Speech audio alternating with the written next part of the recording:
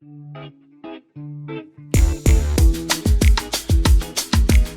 dari kulit singkong ini cacahannya dicampur dengan larutan. Oh, oke. Kita gabung jadi satu. Tapi sorry Kak, itu larutannya alami juga? Larutannya alami. Ini air campur dengan bahan-bahan organik juga. Oh, oke. Jadi no resin nih ya, sahabat Daai?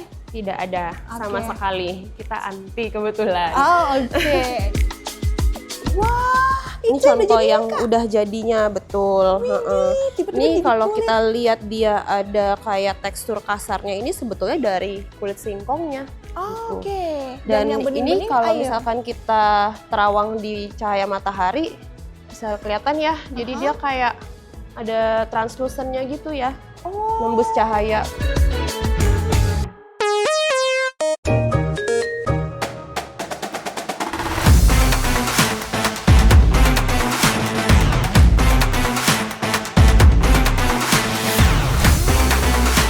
selamat pagi sahabat Daai. Kali ini kita balik lagi ke Mortir. Yeay, waktu itu kan banyak banget nih yang nanya ya soal inovasi yang dilakukan Mortir. Sekarang tuh mereka punya inovasi baru nih.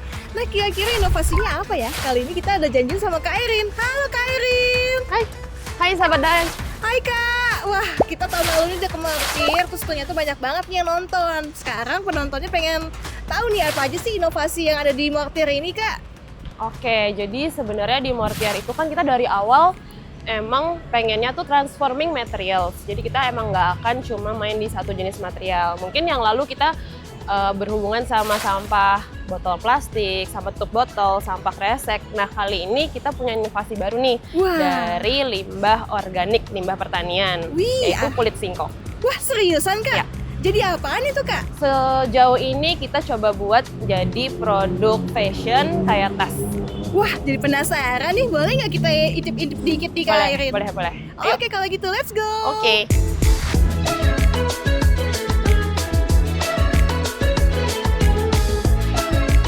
Sahabat Daai tahu nggak sih? Jadi kalau di Mortiar itu kan kita biasanya mengolah sampah plastik. Tapi ternyata untuk mendaur ulangnya itu kan membutuhkan waktu yang lama dan cukup rumit. Dan menurut kami itu bukan jadi satu solusi nih plastik ini.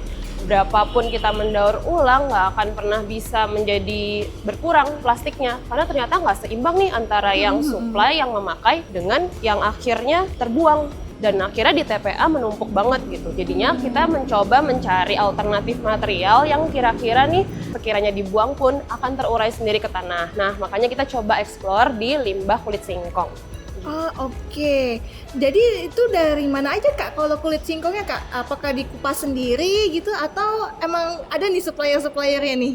Nah, kebetulan karena di Mortiar ini kami eksplorasinya masih tergolong baru, jadi untuk kebutuhan kulit singkong ini sebetulnya masih bisa didapat dari pasar-pasar terdekat. Bisa juga kita beli sih dari langsung ke petaninya, seperti itu. Oh, oke. Jadi yang penting nih kalau sahabat Daai di rumah habis makan singkong, kulitnya jangan dibuang, kirim ke sini bisa ya Kak ya? Bisa, asal jangan terlalu lama ya, jadi langsung segera kirim ke Mortiar aja. Oh, oke. Kira-kira yang berapa lama tuh kayak masih bisa dikirim? Kira-kira misalkan memang kalau setelah makan kulit singkong, terus kulit singkongnya mau dikumpulkan dahulu mungkin, jadi jangan sampai nanti dia membusuk gitu ya. Paling diangin-anginkan di udara terbuka aja. Nanti setelah 3-4 hari kirim ke kami juga masih aman. Oh, oke. 3-4 hari masih aman tuh sahabat Daai buat dikirim ya, buat jadi cuan lagi nih. Betul. Wah, mantep. Kalau gitu boleh nggak nih Kak kita lihat langsung nih bagaimana sih proses pembuatannya? Boleh. Yuk, Oke, let's go. kita langsung aja ke proses produksi.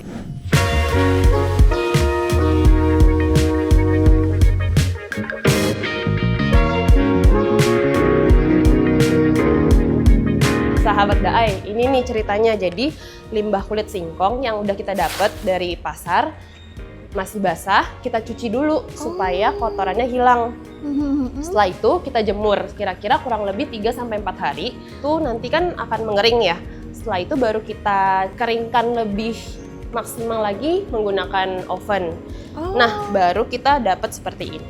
Oh, itu jadi kayak keripik ya, kayak keringnya Ya, ya? ini kayak keripik sih sebetulnya, tapi keripik kulit bukan keripik singkong. Oh, oke. Jadi dibikin sampai kulit singkongnya kayak gitu, kayak warnanya agak kecoklatan juga jadinya kayak Iya, coklat muda tergantung ya? sih, tergantung jenisnya juga, dan tergantung juga kalau misalkan kadang kita dapat kulit singkong yang udah terlalu lama juga disimpan, jadinya warnanya nggak sebagus ini gitu. Jadi tergantung juga dari kualitas kulit singkong yang kita dapat, Oke, jadi itu mempengaruhi ke warnanya Kak ya? akan pengaruh ke warna. Kalau ke tekstur pengaruh nggak tuh Kak?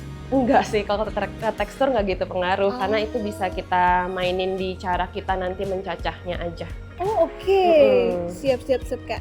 Kalau gitu let's go Kak, kita lanjut lagi ke proses selanjutnya. Oke.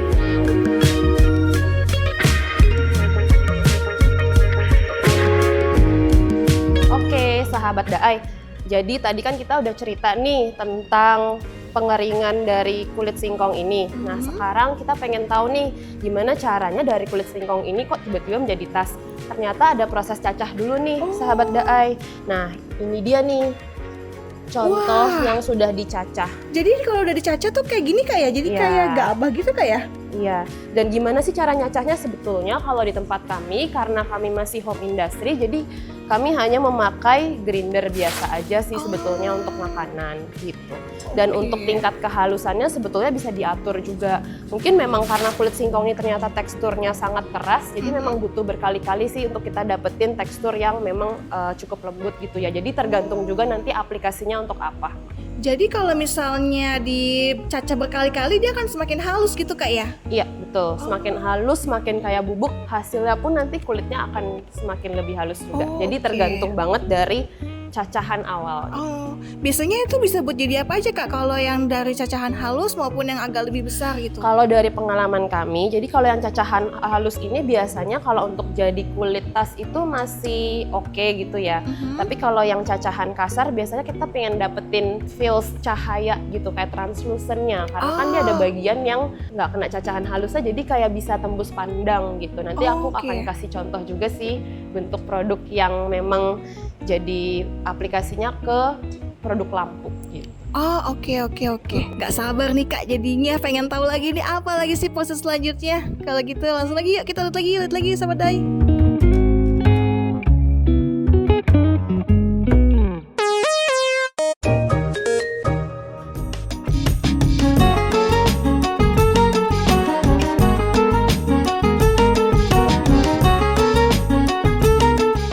Sahabat Daai, jadi tadi setelah kita cacah, terus gimana sih biar bisa dapetin lembaran kulit singkongnya? Nah, jadi kita campur dengan bahan-bahan makanan lainnya nih supaya dia bisa menjadi kulit gitu. Emang yang menjadi kunci di sini emang dari ininya ya, takarannya ya. Jadi kita udah coba beberapa kali trial error untuk mencapai proses ini gitu. Nanti kita akan coba lihat sama-sama gimana cara prosesnya ya. Oke. Ikutin bareng-bareng terus ya. Oke Kak. Jadi dari kulit singkong ini cacahannya dicampur dengan larutan. Oke. Kita gabung jadi satu. Tapi sorry Kak, itu larutannya alami juga? Larutannya alami. Ini air campur dengan bahan-bahan organik juga. Oh, oke, jadi no resin nih ya Sahabat Daai? Tidak ada sama Oke. sekali. Kita anti kebetulan. Oh oke, jadi semuanya Kemudian- menggunakan bahan-bahan alami nih. Bahkan bisa dimakan ya Kak ya? Bisa dimakan. Jadi tujuannya adalah supaya kita juga bisa meyakinkan bahwa ini tuh memang sesuatu yang aman untuk dikonsumsi dan aman juga pastinya untuk lingkungan. Wah mantap. Terus setelah itu kita gabung jadi satu, kita masak sampai dia larut menjadi satu dengan api kecil aja sampai dia mendidih. Setelah itu nanti kita tuang ke cetakan. Oh, oke.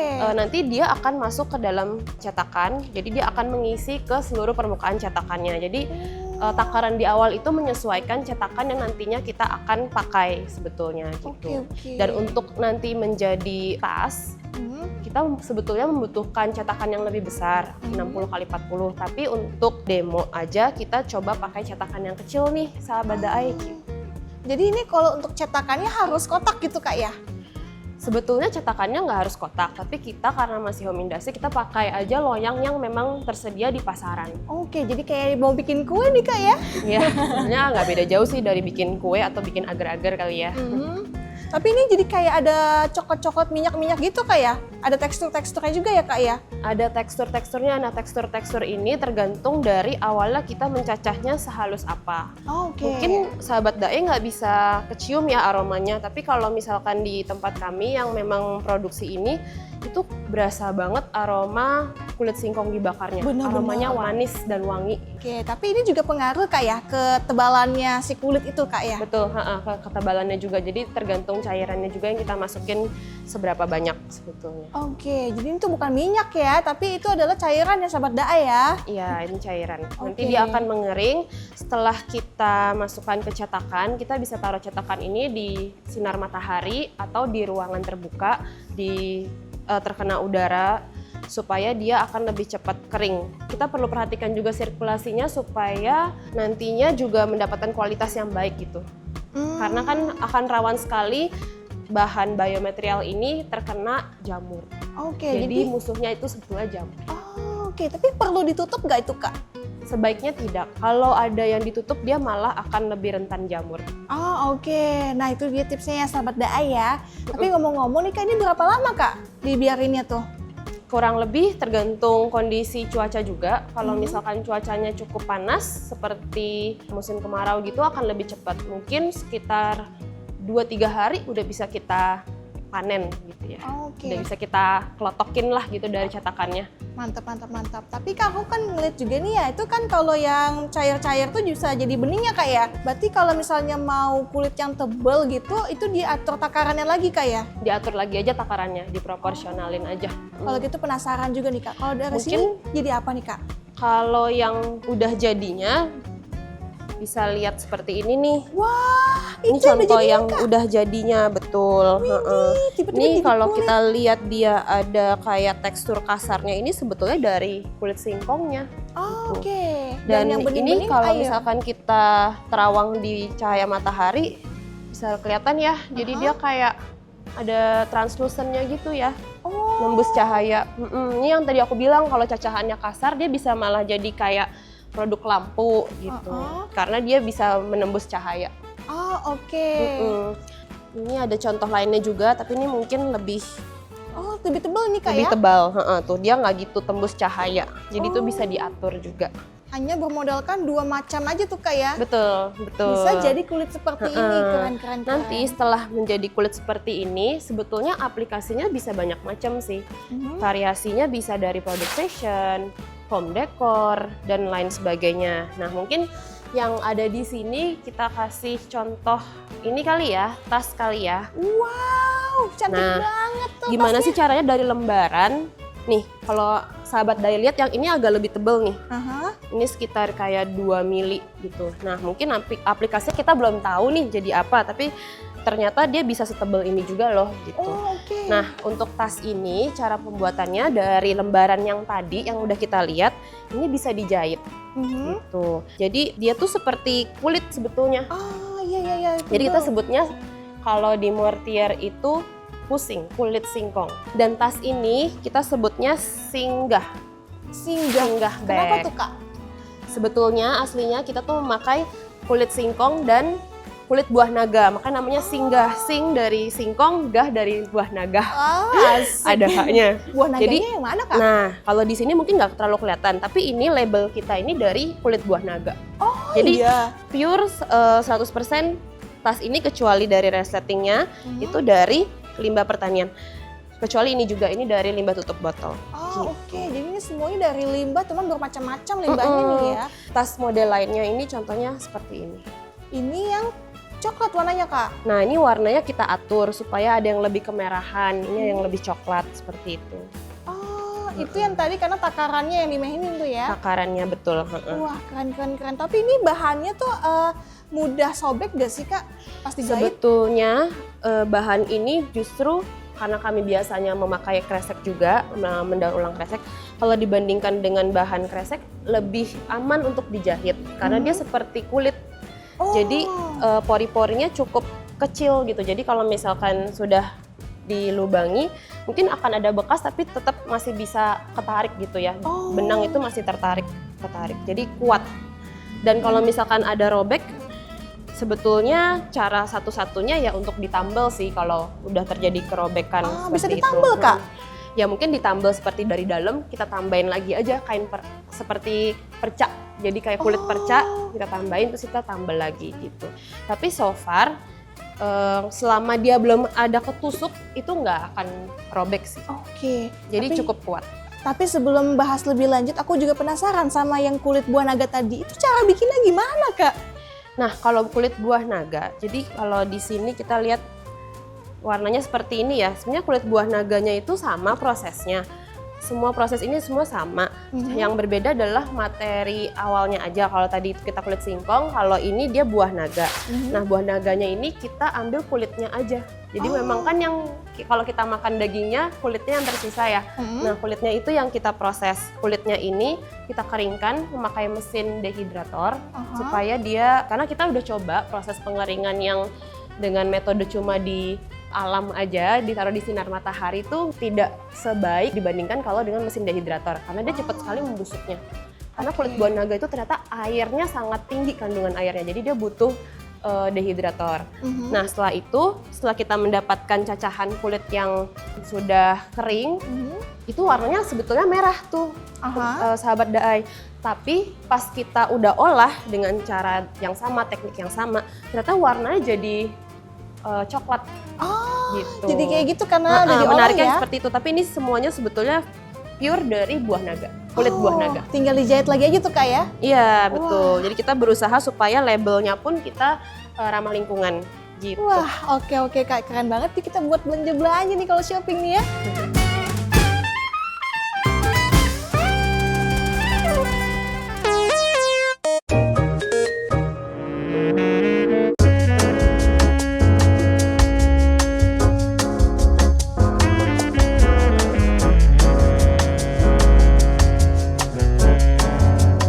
Wah, Kak Airin, tadi kita udah lihat nih bagaimana proses pembuatannya.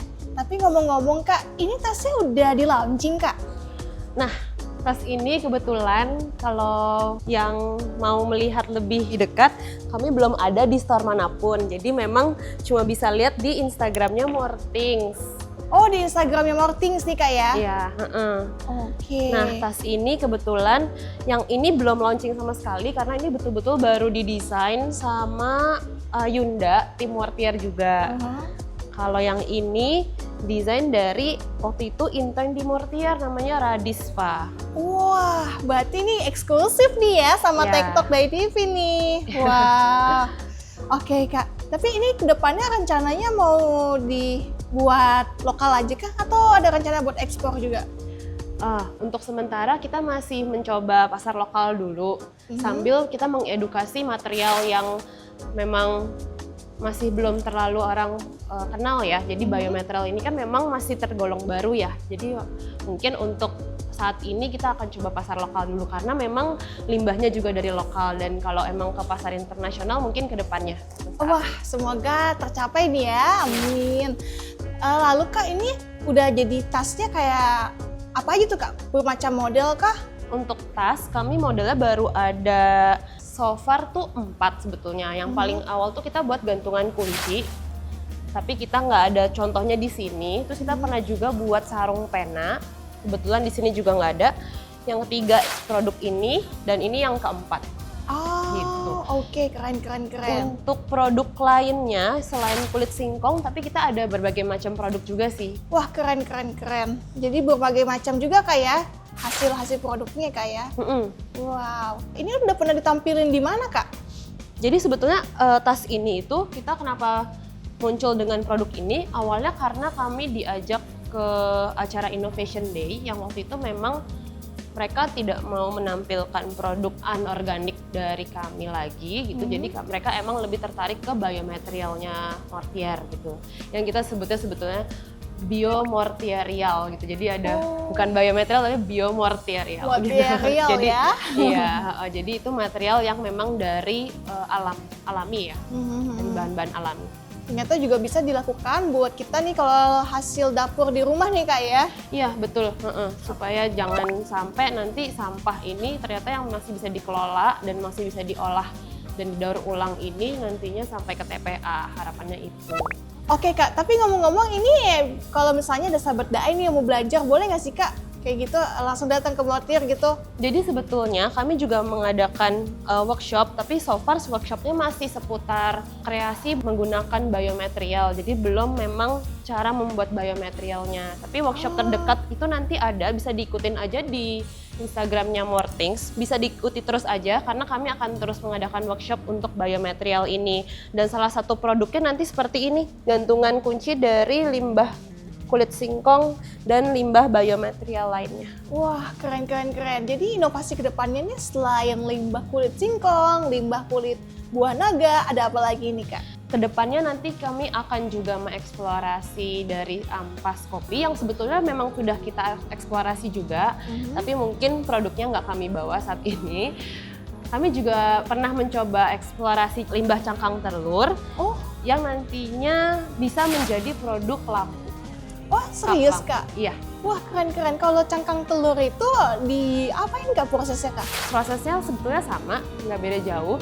Cuma mungkin ada tambahan-tambahan bahan yang memang kita harus campur di awal gitu ya. Memang agak sedikit berbeda, tapi secara teknis pembuatannya sama, mirip dengan kulit singkong juga. Oke, jadi tuh dikeringin juga gitu Kak awalnya? Kebetulan kami mendapatkannya ini dari penjual nasi goreng terdekat gitu ya. Mereka kan setiap hari tuh ngumpulin cangkang telur tuh karena mereka emang nasi goreng nggak enak nih tanpa telur gitu kan. Nah terus setelah itu kami harus langsung cuci karena kalau nggak dia akan bau busuk sekali.